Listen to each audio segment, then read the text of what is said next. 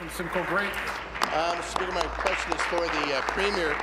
Premier, in light of your Energy Minister's revelation today that there are more documents to come regarding the cover-up, or the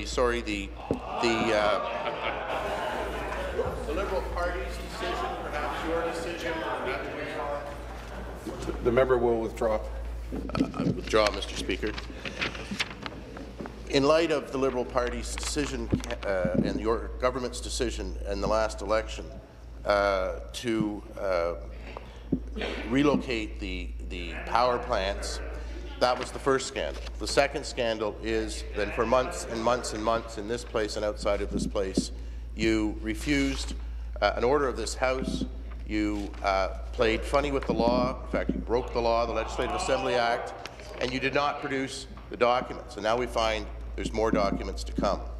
In light of all of that, will you keep your promise of your Valentine's Day letter to Andrea Horwath and Tim Hudak when you said you would set up a select committee, no strings attached? Question. We need to get to the bottom of this, and clearly you rascals can't be counted on to get to the bottom of it.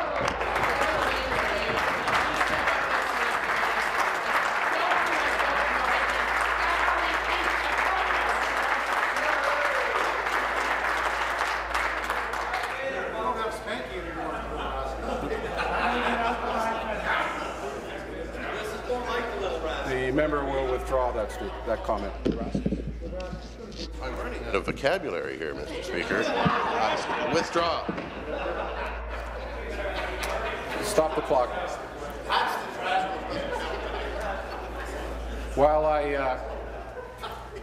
While in some circumstances I try to find the humor at everything, but in this particular case, because of the situation, I am not going to ask anyone to do anything that they shouldn't be doing in this House, which is a simple withdrawal with no comment. Withdraw, please. I withdraw, Mr. Speaker. Thank you. Premier. I was quite frankly appalled by that question, particularly the beginning part. The fact that the House Leader of the Progressive Conservative Party, someone with years of experience, would stand here in his place knowing that there has been a prima facie ruling by you, which means on the surface nothing has been determined. This matter is before a committee of the legislature. That he would stand here in his place and prejudge the outcome of a committee, I find shocking, Mr. Speaker. The other thing, Mr. Speaker, I think it's always important to put it in context, as I did with the Leader of the Progressive Conservative Party, and once again remind everyone of the support of the Leader of the NDP, I apologize, of the Progressive Conservative Party. Here's what they had to say about the gas plants. The member for Halton told this legislature on June 1st, 2010, the people of Oakville have told you they don't want the proposed gas-fired power plant, and I agree with them. I agree with that. That was supplementary. Back to the Premier, Mr. Speaker. Premier, I honestly think you don't want your first week as the 25th Premier of the province of Ontario to be like the last 10 years of the Dalton McGuinty government, where Premier McGuinty would say one thing and always do something else and break his promises. So you have made a promise. You have put it in writing. It's clear today. It couldn't be clearer of the need for a select committee. You have the agreement of all of the opposition members. You offered it. Your House Leader isn't exactly giving you the correct information. He didn't give us a choice. He gave us an ultimatum. My way or the highway. You drop your point of privilege, you'll have a select committee. That was not acceptable.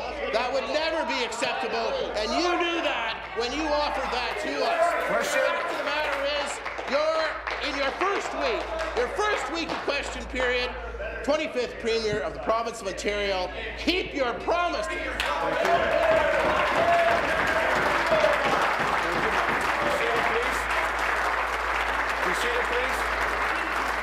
Government House Leader. Mr. Speaker, We're keeping Ted's promise. there is absolutely no secrets here, Mr. Speaker. I have said over and over again, in fact, I said it in my remarks yesterday in the speech that I gave on the point of privilege, that we sat down with the opposition, Mr. Speaker, and we identified two potential paths forward.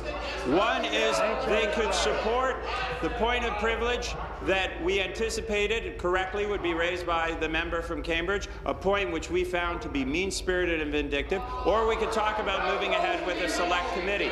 Mr. Speaker, the opposition yesterday made their choice. And Mr. Speaker, if they regret that choice, I'm very sorry, but they made their choice. And as I have said on a number of occasions this morning in the House and will continue to say, the government, although we did not agree with that motion, will cooperate fully with the committee as it begins its work. Thank you.